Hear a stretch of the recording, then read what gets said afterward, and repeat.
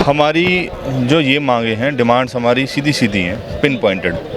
10% plot का अधिकार, और दूसरा जो है नए एक्विजिशन लैंड एक्विजिशन एक्ट को जैसा है ऐसा यूपी गवर्नमेंट उसको लागू करे धरातल पर। और तीसरा जो हाई पावर कमेटी की रिकमेंडेशन किसानों के फेवर की हुई है उनको अथॉरिटी लेवल पे लागू करे।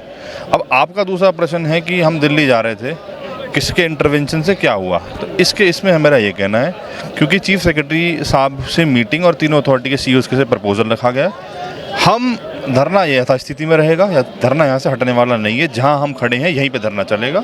और इन बिटवीन हम चीफ सेक्रेटरी साहब और तीनों अथॉरिटी के सीईओ से आज की है पूरी प्रक्रिया। हाँ, ये आज की पूरी प्रक्रिया यही है। यदि आपकी बात हो जाती है अफसर से तो हटाओगे धरने को? नहीं, हमने कहा जब तक हमारा काम नहीं हो जाएगा। ये समझिए कि आप किसी काम को करने का एक पड़ाव है। जैसे पहले हम चीफ सेक्रेटरी साहब से मिलेंगे, उन तीनों अथॉरिटी के सीईओज होंगे, उनके बीच में रजामंदी बनेगी, रजामंदी के बाद कोई काम होता होगा तो धरना हटेगा। धरना यहाँ स्थगित नहीं हो रहा है। लेकिन आम आदमी को परेशानी हो रही है आज।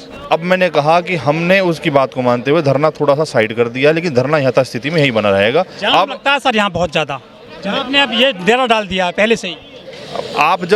आप जब उनकी व्यथा बता रहे हैं तो हमारी व्यथा पे भी प्रकाश डालिए कि हमारी व्यथाएं क्या है। जिसने लैंड एक्विजिशन संबंधित समय पे चैलेंज किया उसको 10% का अधिकार मिला, दूसरे को नहीं मिला। और पब्लिकेशन अथॉरिटीज़ की तरफ से निकाला गया कि कोई भी कोर्ट ना जाए, हम 10% सबको देंगे। तो क्यों नहीं दे रहे 10%? ये वो व्यथा नहीं है हमारे साथ। व्यथा उनकी हम मानते हैं कि परेशानियाँ हैं, तो परेशानियाँ हमारे साथ भी हैं।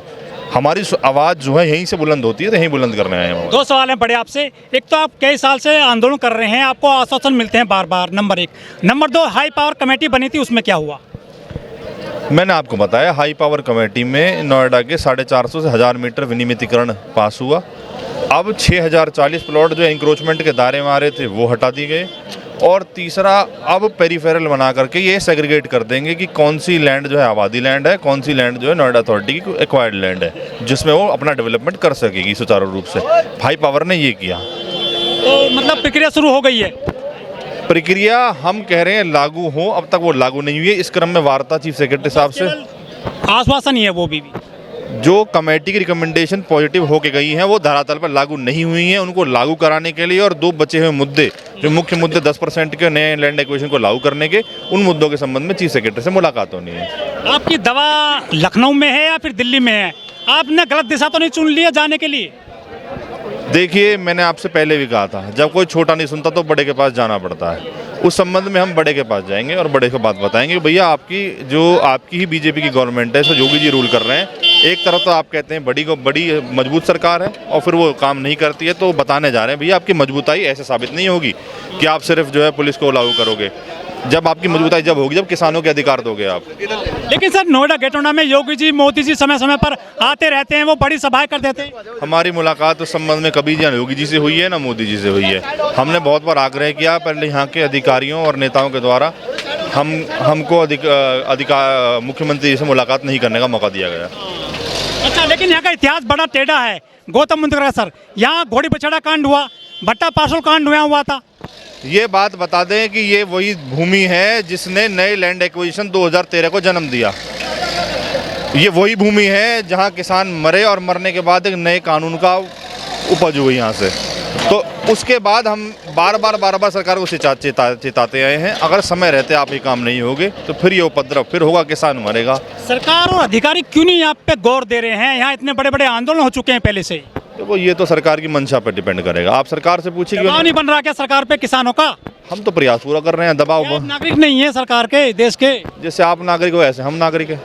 नहीं, सरकार तो वो तो अपना मत है, बताया थोड़ी जाता किसको वोट देते हैं किसको नहीं देते। लेकिन 81 गांव बता जाते हैं नोएडा में, कह रहे हैं कि इनकी वोट की जरूरत नहीं है हमको, ऐसा कह देते हैं जनप्रतिनिधि आपसे। कहें ना खुले मन से कहें इस बात को जाकर के कि हमें वोट नहीं चाहिए। भाई, जनप्रतिनिधि कहें हमें वोट नहीं चाहिए हमें किसानों की, खुले मन से कहवा दो आप किसी से। अब कहते क्यों नहीं हो? कहलवाओ उनसे। जो सरकार चल रही है हमारे देश में, क्या उनके लिए मुद्दा है किसानों का उनके एजेंडे में? देखो, वो उनकी प्रायोरिटी है, उनको मुद्दा रखना है नहीं रखना है।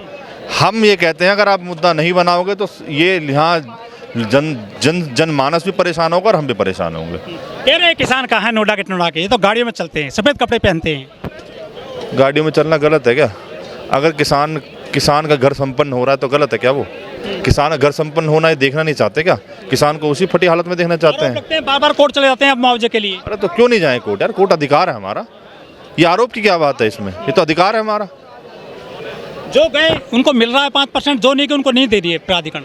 संबंधित समय पे जिसने लैंड एक्विजिशन को चैलेंज किया वो 10% का अधिकार मिला उनको, लेकिन इन्होंने अपने तीनों अथॉरिटीज़ के नोटिफिकेशन, कॉमन नोटिफिकेशन निकाला कि कोई भी कोर्ट ना जाए, हम 10% सबको देंगे। हमने मान ली बात।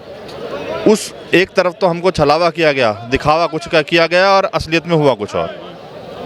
लेकिन सर 40 साल पुराने मामले हैं आबादी के, वो भी नहीं सुलटे हैं अभी तक। जब नोडा बना था तब से चल रहा है मैटर। सुनते नहीं है तो उनकी गलती है, हम तो सुनाने ही आए हैं। अब एक आरोप लगता है किसानों ने जमीन कब्जा रखी है सरकार की, प्राधिकरण की। किसकी कब्जा रखी है? अवैध कब्जे हैं सर। चयनित करे। अवैध कब्जे कैसे होते हैं?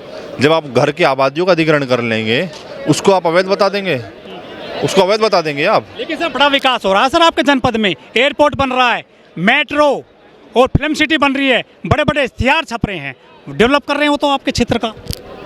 देखिए, मैंने कहा विकास सिर्फ एक श्रेणी का नहीं होना चाहिए, विकास सबका बराबर होना चाहिए।